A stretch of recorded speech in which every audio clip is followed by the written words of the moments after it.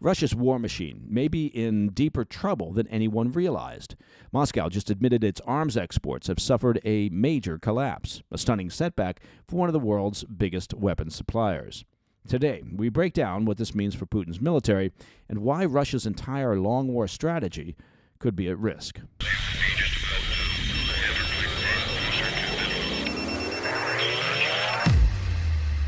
We're tracking some recent reporting out of Moscow that offers one of the clearest signs yet that Russia's wartime economy is under serious strain, and it's coming directly from inside the Kremlin's own defense industry. If you're a regular listener to this show, and we certainly, of course, hope you are, you'll know we spend a good amount of time talking about Russia's energy sector. Oil sales are, of course, the lifeblood of Moscow's broader economy and the main source of revenue keeping the government afloat. But there's another pillar of Russia's wartime engine that doesn't always get the same attention, and that is its defense industrial base, the military-industrial complex built around the state-owned firm called Rostec. Now, if you don't know what Rostec is, think of it like Lockheed Martin, Raytheon, Northrop Grumman, General Dynamics, basically half the U.S. defense industrial base, all rolled into one and controlled directly by the Kremlin. And right now, Rostec appears to be showing signs of strain. According to new reporting out of Moscow, Rostec's leadership has admitted publicly that Russia's arms exports have fallen by half since 2022. That's not a Western estimate or an outside analysis. That is the Kremlin's own defense conglomerate acknowledging that its export business has collapsed. For Russia, this, of course, is a very large admission. Before the invasion of Ukraine, Russia sat in the number 2 spot globally for weapons exports. It controlled about 20% of the entire global arms market, second only to the U.S. Arms deals were one of Russia's most valuable tools for generating revenue, securing influence abroad, and maintaining relationships across Asia, Africa, and the Middle East. Losing half of that business in just 3 years is not a small adjustment, it's a total structural breakdown. Because the health of Russia's defense industry isn't some abstract economic indicator like quarterly GDP growth or inflation targets on a spreadsheet. It's absolutely central to Putin's ability to continue his war. First, Russia's entire battlefield strategy depends on industrial endurance. Moscow isn't trying to outmaneuver Ukraine with precision tactics or advanced maneuvers. It's trying to outlast Ukraine by sheer volume, with more shells, more armor, more drones, more missiles, more troops, of course. And that requires a defense industry that can produce equipment at scale, month after month, year after year, without slipping. If that industry starts to falter, well, the Kremlin's core strategy falters with it. Second, the war is consuming hardware at a pace that modern Russia has never seen. Artillery tubes, of course, wear out, drones are shot down by the thousands, tanks and armored vehicles are destroyed or damaged daily. The only way to sustain that level of attrition is with a steady industrial pipeline feeding the front. Third, Russia's defense sector has become an enormous share of its domestic economy. Defense spending is now above 6% of Russian GDP. It's the highest level since the old Soviet era. Entire regions, entire cities now depend on weapons factories for jobs and stability. If production slows or contracts, that ripple spreads across the Russian economy, creating political pressure that the Kremlin can't ignore. Fourth, and often overlooked, is Russia's dependence on foreign buyers. Arms exports don't just bring in revenue, they bring in hard currency. They keep supply lines open. They maintain political relationships that Russia uses to trade and negotiate and influence. With exports collapsing by half, Moscow loses money, leverage, and long-term access to markets that it once controlled. So, you ask, and it's a good question for you to ask, what's behind this collapse? Well, a big part of it is sanctions. Unlike oil, which until recently Russia has been able to reroute to India, China, or anyone willing to buy at a discount, high-end weapons manufacturing depends on Western components. Precision machine tools, microchips, optics, specialty metals, sensors, guidance systems. These aren't easy to replace, and sanctions have severely restricted Russia's access. That's choked production and pushed Moscow to rely on older, less sophisticated systems. Another factor is customer confidence. Some traditional buyers, India, Vietnam, Algeria, to name a few, are increasingly turning to Western or domestic alternatives. Others are under their own sanctions pressure and can't risk dealing directly with Moscow. And there's something else happening beneath the surface. Russia is consuming so much equipment in Ukraine that the defense industry is forced to prioritize domestic orders, pushing foreign buyers to the back of the line. Rostec is essentially saying we can't export because everything we make has to go straight to the front lines. So here's the bigger picture. Sanctions are squeezing Russia's oil sector, the source of money that fuels the Kremlin's war effort. But now the war machine itself is showing stress fractures. Arms exports falling by half is not just a commercial problem, it signals deeper weakness in Russia's military industry. And if that industry continues to slip, the long war strategy that Moscow has relied on becomes much harder to maintain. All right, coming up next, new questions over a possible Trump pardon for a Honduran ex-president linked to cartels, and the administration's warning for airlines to treat Venezuelan airspace as closed. I'll be right back. Hey, Mike Baker here. This podcast is brought to you in part by Stash. Now, what if you could start investing without ever picking a single stock? Interesting question, right? Well, with Stash, the experts handle the hard part for you. Stash isn't just another investing app. It's a registered investment advisor that combines automated investing with expert guidance, so you don't have to worry about figuring it out on your own. You can choose from personalized investments or let Stash's award-winning smart portfolio do the work for you. With Stash, investing doesn't feel like gambling. It's simple, smart, and stress-free, so your money can finally start working as hard as you do. Get access to world-class financial advice with personalized guidance for just $3 per monthly subscription. Stash has already helped millions of Americans reach their financial goals. So don't let your money sit around. Put it to work with Stash.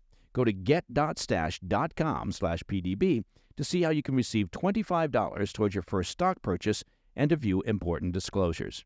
That's get.stash.com/PDB. This is a paid non-client endorsement, not representative of all clients and not a guarantee. Investment advisory services offered by Stash Investments, LLC, an SEC-registered investment advisor. Investing involves risk.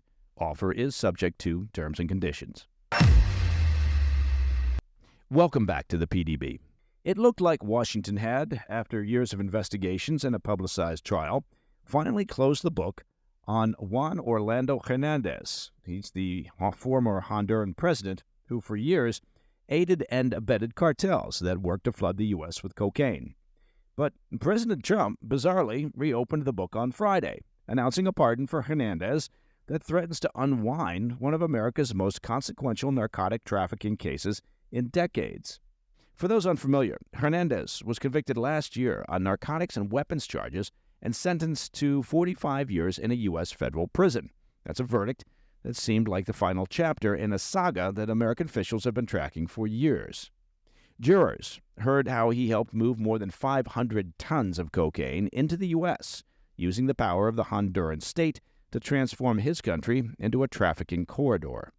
It was one of the most sweeping U.S. drug trafficking victories since the trial of Panamanian strongman General Manuel Noriega, a moment that prosecutors believed showed what accountability for foreign leaders could look like at full force. Hernandez's trial laid out corruption in incredible detail. There were cartel bosses bankrolling his rise. There's a $1 million payoff from Joaquin El Chapo Guzman, and a cartel-gifted machine gun even, engraved with his name. Witnesses described Hernandez reassuring traffickers that he would eventually eliminate extradition to the U.S., and even boasted, according to sworn testimony, that, quote, "we are going to stuff the drugs up the gringos' noses." And the machinery that kept him in power was just as disturbing. Prosecutors said that Hernandez directed the Honduran military and police to secure cocaine flights, escort cartel convoys, and eliminate potential witnesses. Still, though, for years, Washington treated Hernandez as a dependable partner across the Obama, Trump, and Biden administrations, even as Honduras became one of the hemisphere's most violent countries. And Honduras was tied to that U.S. security strategy for decades, home to a major Cold War-era counterinsurgency base that later became a key node for American counter-narcotics operations. Hernandez leaned into that alignment, presenting himself as a loyal ally, while prosecutors say he was running a parallel criminal enterprise. But the unraveling began when his brother was arrested in Miami in 2018 after being linked to traffickers, setting off a chain of revelations that exposed the inner workings of the Honduran network.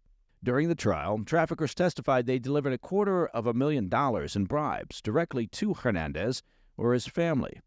Other witnesses described how drug money was used to tilt Honduran elections in his favor, including the disputed 2017 vote that triggered days of unrest and left roughly 24 people dead after a military crackdown on the protests. After leaving office in 2022, Hernandez was extradited to the U.S. just 2 months later and convicted in a packed Manhattan courtroom where Hondurans chanted, quote, "out with JOH." But last week, Trump said in a statement to the New York Times that, quote, many friends of his urge a pardon and argue prosecutors targeted Hernandez solely because he was a president, adding, quote, you could do this to any president. Trump went on to label Hernandez a victim of political persecution, a claim that he's offered no evidence to support. Now, a pardon would not only free a president convicted of partnering with the world's most violent cartels, it would also undercut the Trump administration's very claim that no trafficker is too powerful to face accountability, weakening the message that it has projected in its ongoing war against narco-terrorism. So, where exactly would a pardon leave things? For Washington, it would be one of the most jarring and illogical reversals in U.S. anti-narcotics policy. A case, once held up as a definitive success against a narco-state, now risks ending with a central figure walking free, and, of course, making a mockery of the White House's claim to be defending America from drugs and cartels and narco-traffickers. Okay, turning now to Venezuela, where President Trump's latest move felt less like a statement and more like a shift in the rhythm of the standoff. His post to Truth Social, urging airlines to consider the narco-state's skies closed, sent flights veering off familiar routes, tightening the vice on Venezuelan strongman Nicolás Maduro's regime. Trump posted, quote, to all airlines, pilots, drug dealers, and human traffickers, please consider the airspace above and surrounding Venezuela to be closed in its entirety. Now, it's important to point out that Trump's declaration doesn't carry legal authority over another nation's airspace, but it could be speculated that this type of warning may precede military operations. And this one, of course, comes as the administration deploys the most expansive American force package to the Caribbean since the 1989 invasion of Panama. The White House didn't immediately explain the timing, but inside the administration, Trump officials described the move as the latest turn of the screws on a narco state that Washington believes has grown comfortable hiding behind the language of sovereignty. As our regular PDB listeners know, the pressure campaign has been building for months. Just last week, the U.S. formally designated Cartel de los Sols, which it says is run by Maduro and the regime's top security officials, as a foreign terrorist organization, giving the Pentagon far broader latitude to strike cartel-linked targets. Maduro's regime, true to form, of course, blasted Trump's latest directive as, quote, illegal and unjustified, insisting Venezuela, quote, will not accept orders, threats, or interference from any foreign power. But the biggest reaction was in the skies. Aviation trackers such as Flight Radar 24 showed commercial pilots diverting around Venezuela almost immediately. The Venezuelan Airline Association told the AFP that 6 international carriers canceled service outright. That, of course, is a blow to an already collapsing economy and a sign that global aviation took Trump's message seriously, whether Maduro liked it or not. And the airspace issue isn't happening in a vacuum. Days earlier, the FAA warned pilots to, quote, exercise caution amid worsening security conditions around Venezuela. Meanwhile, on the military side, American aircraft are flying constant patrols over international waters near the Venezuelan coastline, and roughly 15,000 U.S. troops remain spread across a dozen ships in the region.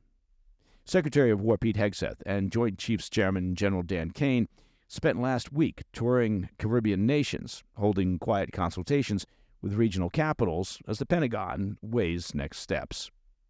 And all of this comes on top of the months-long deadly maritime campaign on traffickers. Since early September, U.S. forces conducted dozens of military strikes that Trump defends as necessary counterterrorism operations. And the president's earlier comments about taking the fight, quote, onto land sound to some like the administration is signaling that cartel refineries, clandestine airstrips, and guerrilla camps may soon be in the U.S. military's crosshairs.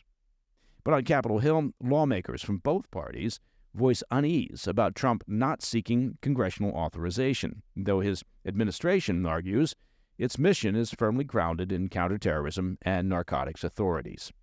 Now, not to beat a dead horse from the previous segment, but for the White House to be talking of pardoning a convicted former head of state from Honduras for his role in assisting cartels, while at the same time continuing to talk tough and conduct operations against what they describe as the narco state of Venezuela, well, it's hard to square those two actions.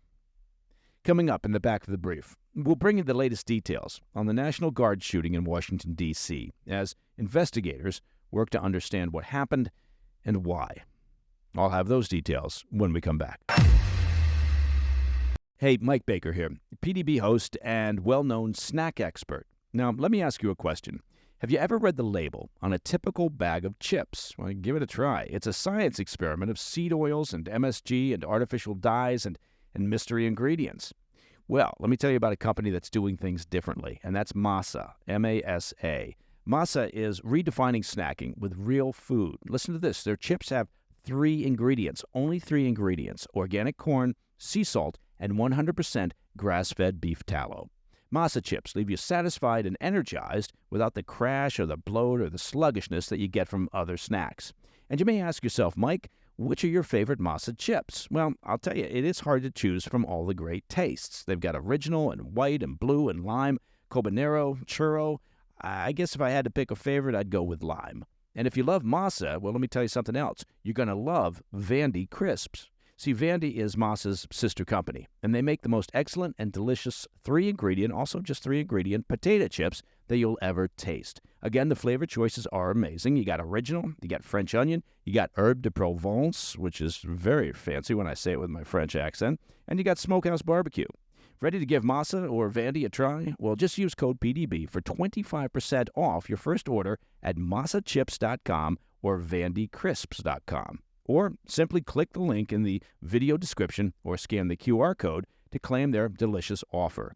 Well, and what do you say that? Oh, what was that? You don't feel like ordering online? Well, no worries. Masa and Vandy are now available nationwide at your local Sprouts supermarket. Stop by and pick up a couple of bags before they're gone. In today's Back of the Brief, I want to return to the tragic story that has gripped Washington and the nation since last week. The targeted ambush in D.C. that left one West Virginia National Guard soldier dead and another fighting for his life as investigators still search for a motive. Now, the suspect, 29-year-old Afghan national Ramanullah Lakhanwal, is no longer just a name attached to charges of first-degree murder. As federal agents comb through his background, a more complicated picture is emerging, one that law enforcement sources say is raising as many questions as it answers. According to Afghan Evac, the veteran-run organization that assisted with his departure from Afghanistan, Lakhanwal served in an elite CIA-run counterterrorism unit, the kind used for high-risk missions during the war. CIA Director John Ratcliffe has now confirmed that he settled in the U.S. because of that work on behalf of American intelligence. That single detail has shifted the entire investigative posture. Agents are treating his wartime service not as background, but as a key to understanding what may have changed in the years since Kabul fell. Much like last week, investigators still have no manifesto, no declarations, and no organizational ties to work with.